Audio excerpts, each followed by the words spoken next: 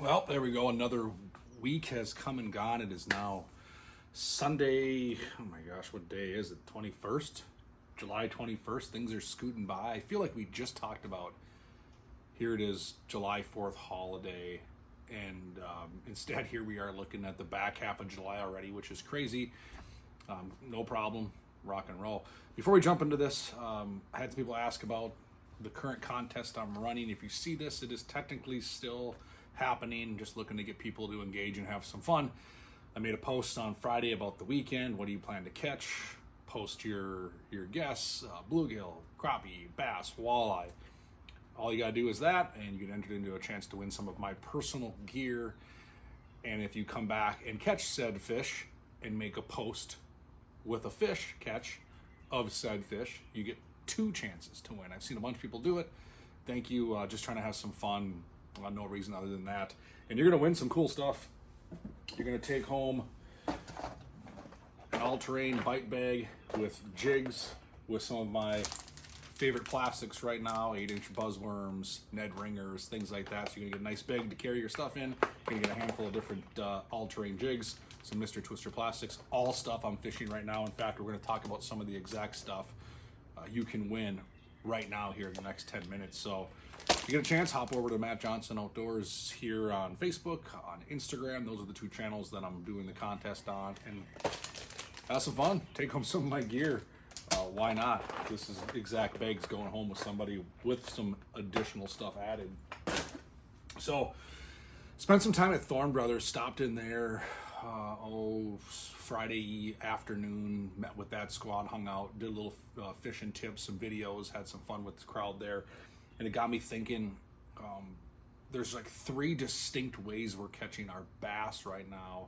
We've caught a handful of walleyes again, and those continue to come on Ned rigs. I caught some on a Tikka minnow, which basically a jig and wrap, shiver minnow, that style bait, jig and minnow, right? I caught a bunch of fish on that. We caught some fish on Ned rigs. So the walleyes are still kind of holding on to that same pattern we've talked about for weeks. A little tougher to find, a little tougher to stay on. I feel like the guys and gals doing better on the walleye right now are moving a little more offshore, off structure, or they're pulling rigs on weed lines. Just not the way I'm set up. You all know me, I'm not a troller. I don't do that. My boat's not designed for that. Could I do it? Sure, just not my cup of tea. So I like to be active, be pitching, be jigging, be hopping, be dancing, doing that kind of stuff to catch most of my fish. So we did catch a bunch of fish on a Ned rig, a bunch of walleyes. We caught some fish, like I said, on a Tikka minnow, jig and wrap, and those are easy ways to get fish. The Ned rig fish came in the weeds. Tikka minnow fish came on the outside edges. We'd see a couple fish on our forward-facing sonar, and we'd pitch at them, and one would turn on it. Caught some bass doing that, caught some pike doing that. Pretty versatile way to catch fish. Now, let's get back to the 3-prong approach to how we're catching bass in the metro right now. Really comes down to 3 main setups, and from there you can spider web, tree off, branch off into so many different angles. The first one's going to be a traditional spinning rod setup, and I'm not going to talk about a wacky rig. You can pitch that around docks and shallow cover from May until November. We're going to talk offshore weed line spinning rod setups. That means Ned rig, we just talked about that. That means jig worm. That means drop shot. Those are going to be your 3 mainstays right now on a spinning rod. That's probably your most foolproof way to get bit here in July and August in your traditional dog days of summer months. Is going to be spinning rod, jig worm, Ned rig, drop shot.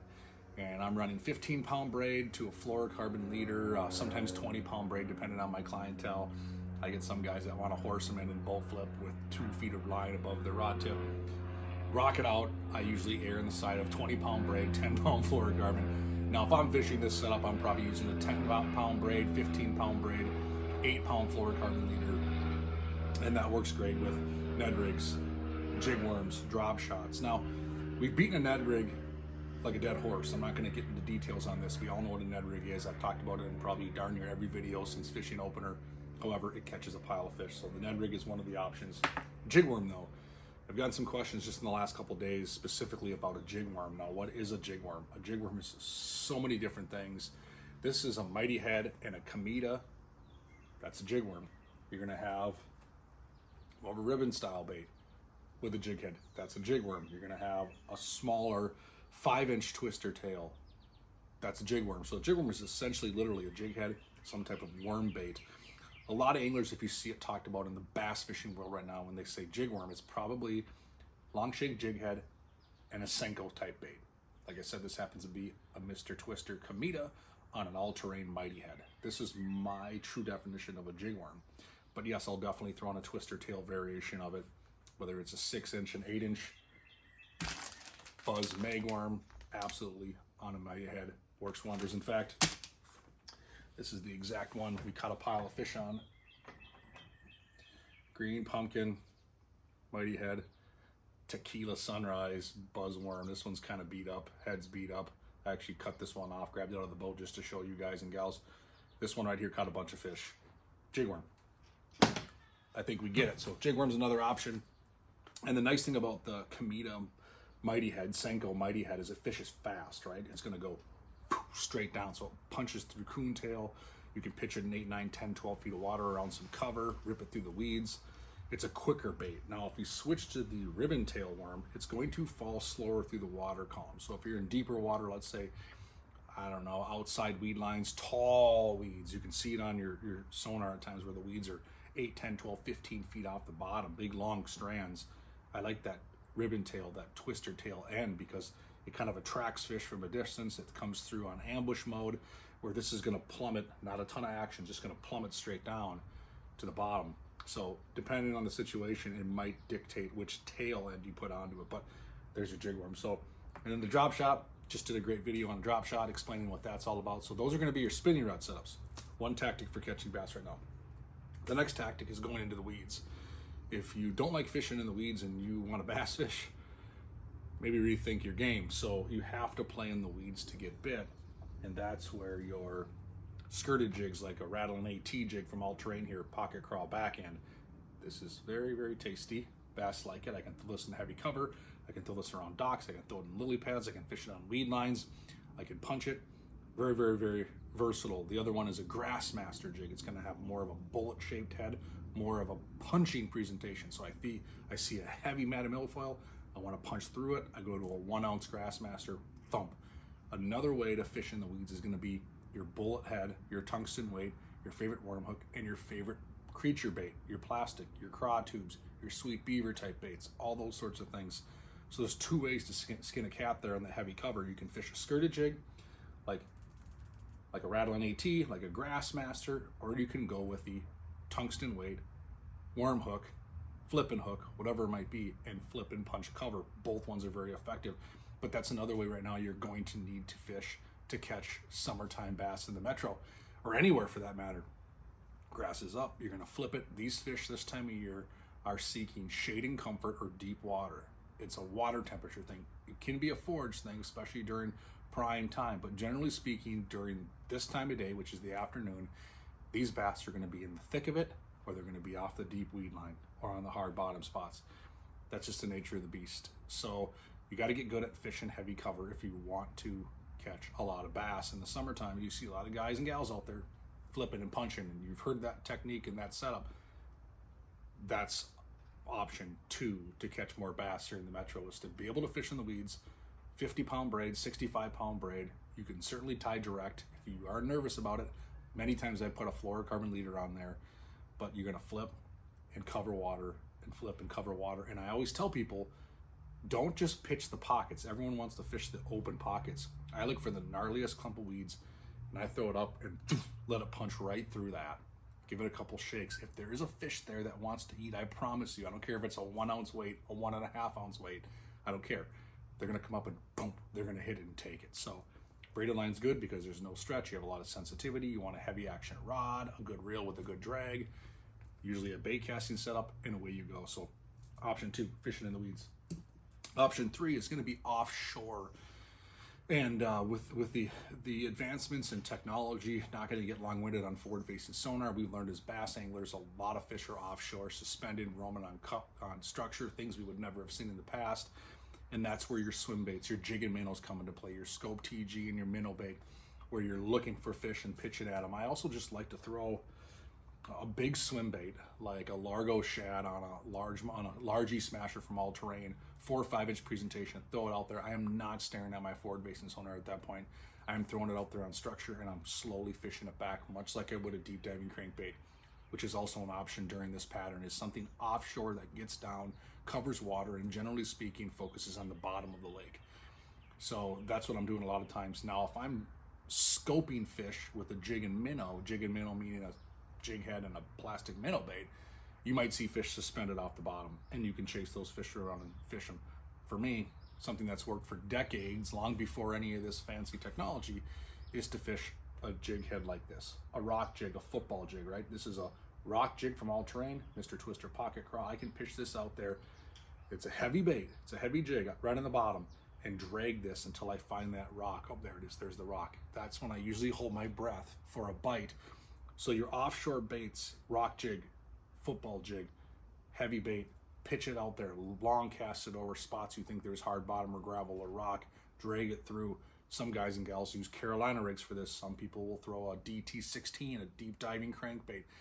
All of these work well offshore, as well as the larger swim baits.